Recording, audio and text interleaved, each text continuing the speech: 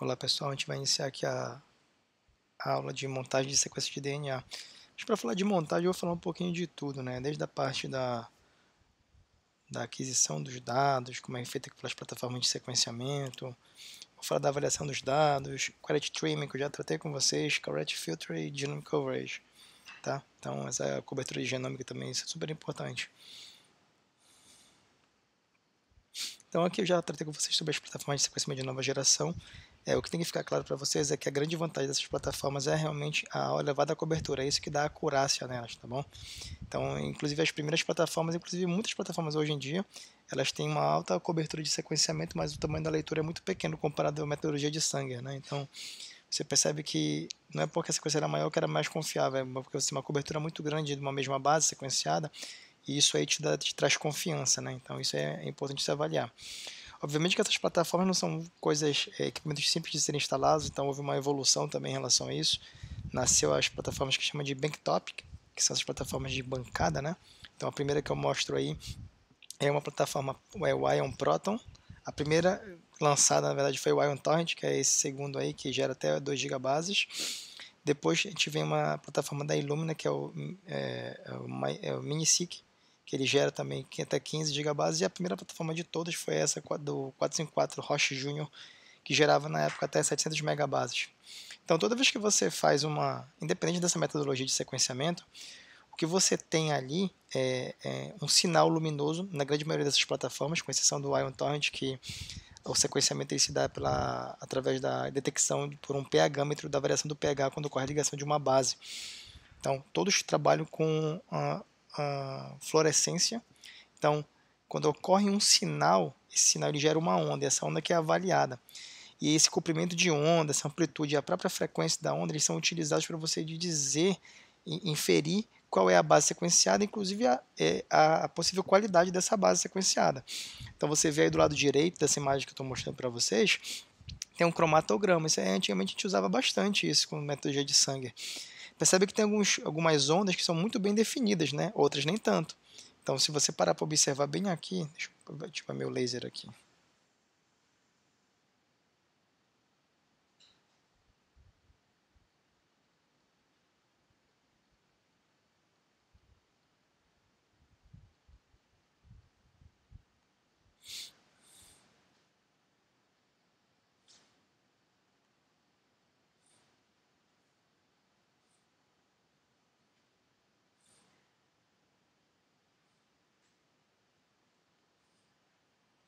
Se observar nessa região aqui,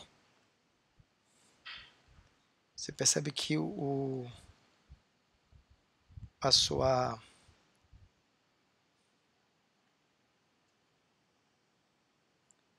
esse pico aqui não é tão bem definido, tá vendo?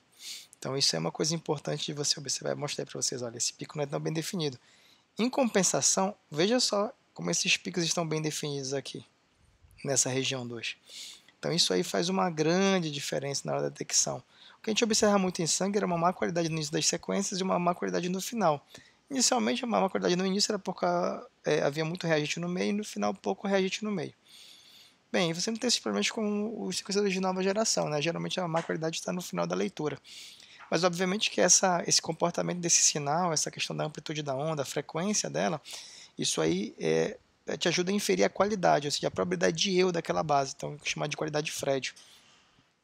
E esse é o formato FastQ, que vocês conhecem, que hoje vocês já conhecem, já mostrei isso para vocês, só não vou entrar nesse mérito. Então eu vou mostrar para vocês aqui como é que basicamente funciona a decodificação hoje em dia com FastQ, né? Que a ideia era compactar os dados. Então veja aqui embaixo, eu tenho nessa minha leitura aqui, eu tenho uma letra C, que indica a qualidade. Então essa qualidade aqui é um caractere. Esse caractere, eu vou procurar o C na minha lista, aqui está aqui o C, olha gente. Está aqui o C, e ele tem um valor decimal. Esse valor decimal é 67. Então fica a questão, bom, tudo bem, achei o valor 67. Então eu tenho aqui 67 menos 33, que vai me dar uma qualidade de Fred de 34. Então essa aqui a gente avalia a qualidade usando o FastQ, tá? Ah, mas você vai fazer isso na mão? Não, vai fazer isso automático. Aqui é a tabela ASCII, que é uma atividade para vocês. Mas assim, depois que a gente faz o sequenciamento, a primeira coisa que a gente tem que fazer é avaliar os dados. Não adianta você aplicar filtro sem avaliar os dados. Então, vocês já viram comigo esse programa FastQC aqui. Esse FastQC é bem interessante. Ele mostra como está a distribuição das qualidades das suas leituras. Então, percebe que ele tem um corte aqui no 20. Aí muda de coloração. Então, aqui é o 20 como se fosse um limiar para a gente. Percebe que eu tenho uma quantidade grande de leituras nessa região. Lembrando, gente, que o box plot ele indica onde está o box de 25% a 75% dos seus dados estão ali dentro. Ou seja, eu tenho bastante dado ali com qualidade abaixo de FLAD 20, principalmente nas bases finais, que é uma coisa esperada já, entendeu? Então, assim, é legal você aplicar algum tipo de filtro aí, não um filtro na leitura inteira, porque se você aplica o filtro na leitura toda, você pode perder uma leitura por causa de uma extremidade de má qualidade. Então, por essa razão que existe uma etapa de trimming. Então você elimina, faz a poda da sua leitura, tira aquelas bases de má qualidade, seja no final, seja no início. Lembrando que no início é bem raro acontecer isso, tá? E você faz isso no final, isso vai melhorar a média de qualidade da leitura. Lembrando que essa linha azul que está passando aqui no gráfico para vocês é a média, tá bom? E essas linhas vermelhas que cortam os box plots, elas são as medianas. Então aqui eu estou dando um exemplo do programa, mas assim, a gente vai usar outros programas para fazer isso também, obviamente, que esse aqui chama-se FastX, tá? E tem o FastKey Quality Trimmer. Então percebe qual é a ideia dele? É tirar essas regiões de baixa qualidade, que eu botei de vermelho aqui justamente para chamar a atenção. Ele elimina nas extremidades. Eu marco aí para vocês agora. Qual é a ideia? É poder tirar essas bases de má qualidade para que elas não afetem a média de qualidade da sua leitura. Lembrando que a média é um tipo de medida que ela é muito sensível a grandes variações. E aí depois realmente você faz o quality filter. Você não pode filtrar antes de trimar. Se você tiver base de má qualidade, você pode perder a leitura. Então você trima e depois você filtra. O que é importante para vocês é manter uma boa quantidade de cobertura. Então, como é que eu coloco a cobertura de um sequenciamento, né? Cobertura de um genoma, do sequenciamento de genoma. Então você pega o total de bases sequenciadas. Veja só, o número de bases, tá? Não é o número de leituras. Então, mas Roma, eu gerei 1 milhão de leituras. Quantos pares de bases tem essas leituras? 150. Então você tem 150 milhões de pares de bases, dividido pelo tamanho esperado do genoma. Mas esse genoma nunca foi sequenciado. Você tem uma ideia? Correu um gel? Tem um organismo da mesma espécie, do mesmo gênero disponível? Para você ter uma noção? Tem. Você usa isso aí para poder... Porque isso é uma estimativa, tá?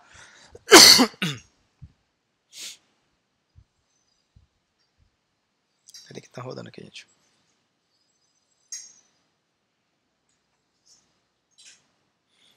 Aqui são alguns comandos que a gente usa basicamente quando a gente quer analisar os dados, né? Originalmente, quando as sequências chegam para a gente, é legal você abrir para saber se é uma sequência mesmo, seja um FASTQ ou um arquivo FASTA. Aí a gente usa geralmente esse comando more, mas além do more tem o less, tem outros parâmetros, outros comandos que a gente pode utilizar. Eu posso contar as linhas, eu uso o more sequences, aqui eu uso esse símbolo aqui que a gente chama de pipe, WC espaço menos L. E aí ele vai contar a quantidade de linhas. Isso é legal para fazer outras coisas também. Posso contar a quantidade de caracteres? Posso. Ao invés de ser WC menos L, uso WC menos C, que é esse próximo comando que eu estou sublinhando agora para vocês. Tá? Então, assim, existe uma série de comandos que eu posso utilizar para poder avaliar. Esse aqui não é o nosso objetivo desse exercício aqui, então eu vou passar direto. O importante para vocês é aqui. É essa parte de alinhamento de sequências que é importante.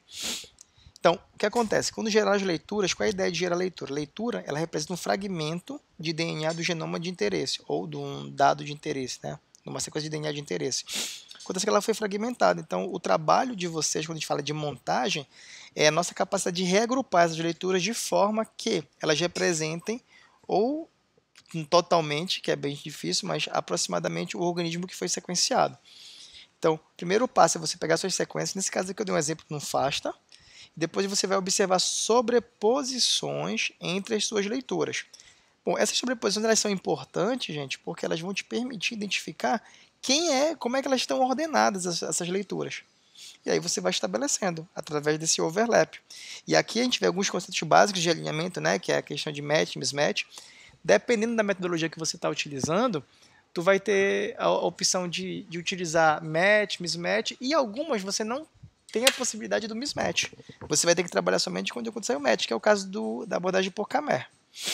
Então, um resumo desse trabalho ocorre o seguinte: extraímos o DNA, fazemos uma amplificação do DNA, fazemos uma etapa de seleção de tamanhos. Por quê?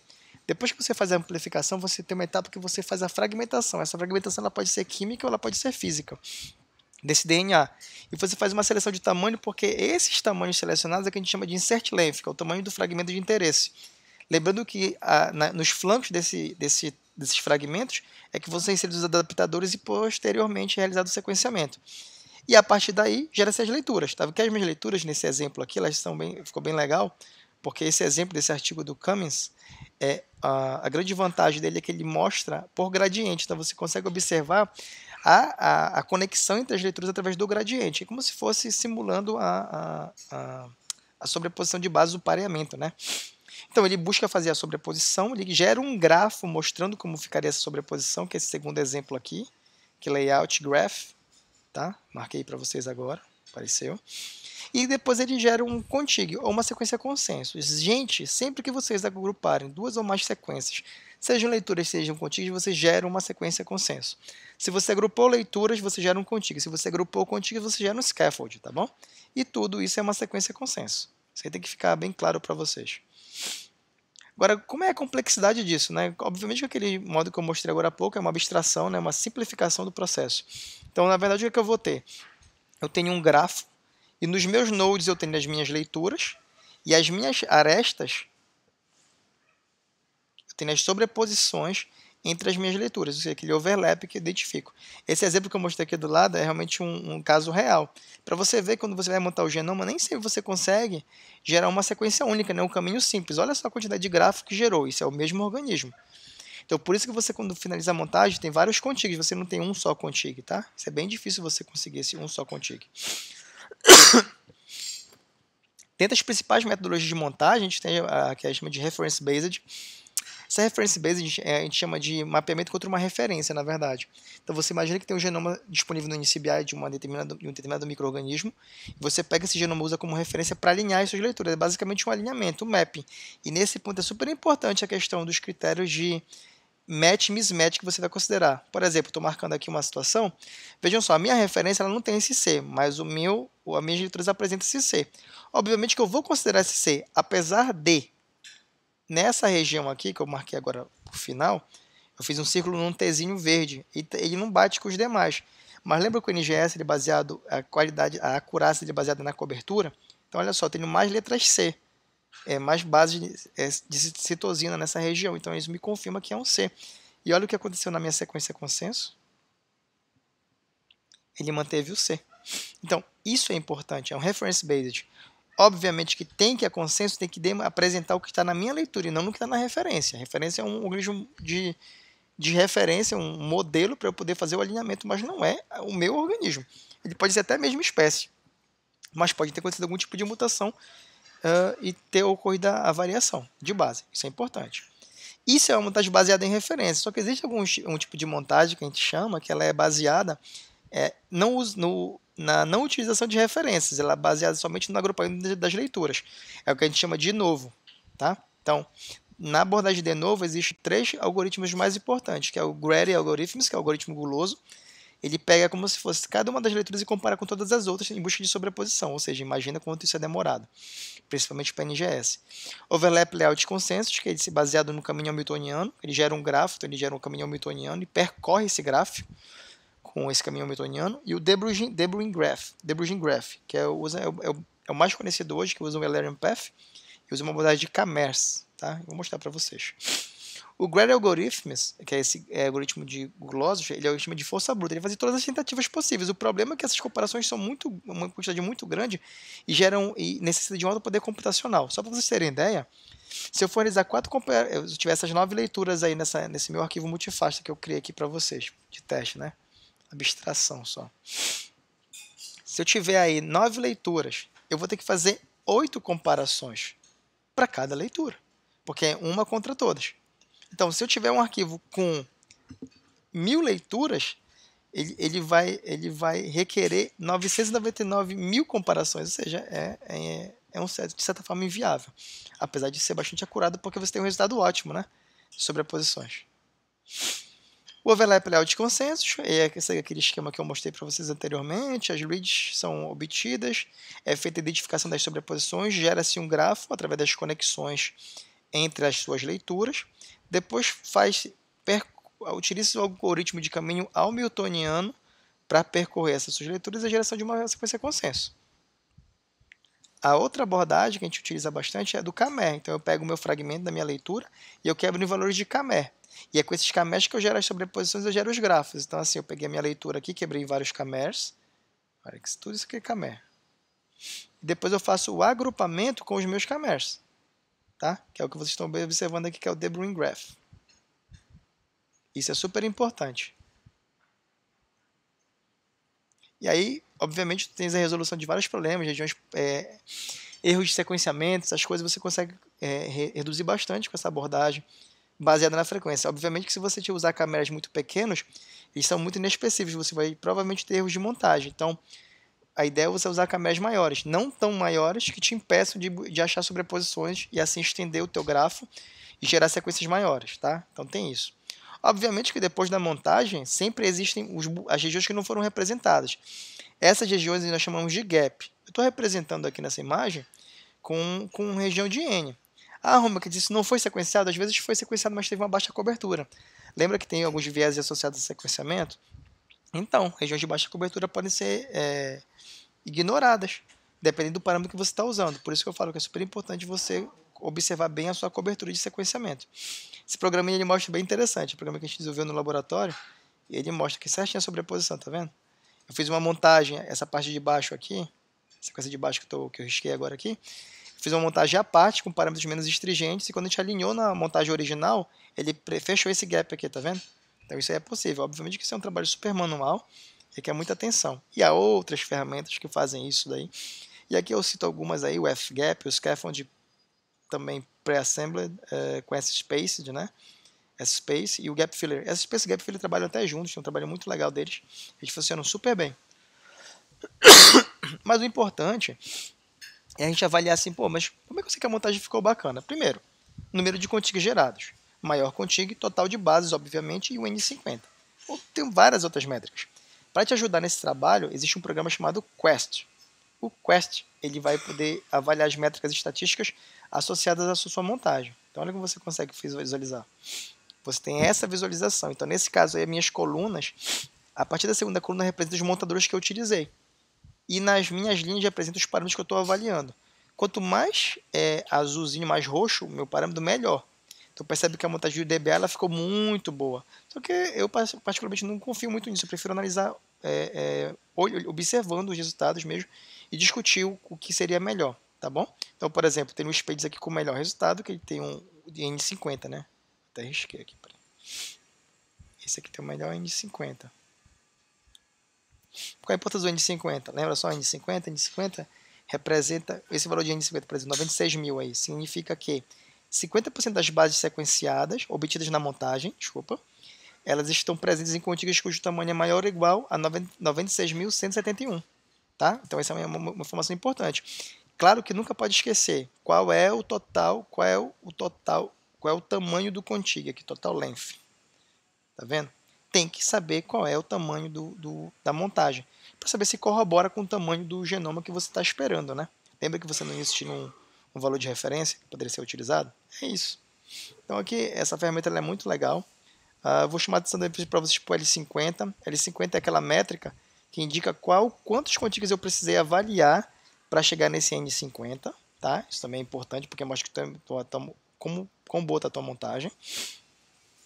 E assim, basicamente é isso. É super legal porque você pode fazer montagem com diferentes parâmetros ou diferentes montadores e diferentes montadores, né? Então, assim, e avaliar no Quest aí te dá uma visão bem legal de como é que ficou sua montagem. Então aqui eu estou dando um exemplo aqui para vocês só do cálculo do N50 e do L50. Imagina que eu comecei bem aqui. Eu peguei esses meus contigs.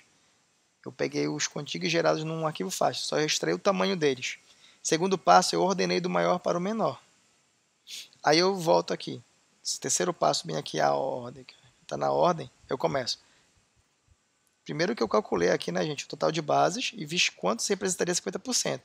Já sei que 50% ele representa exatamente 564 pares de bases. Então eu pergunto aqui, 300 é maior ou igual a 564? Não. 300 mais 250, que dá 550. É maior ou igual a 504? Não.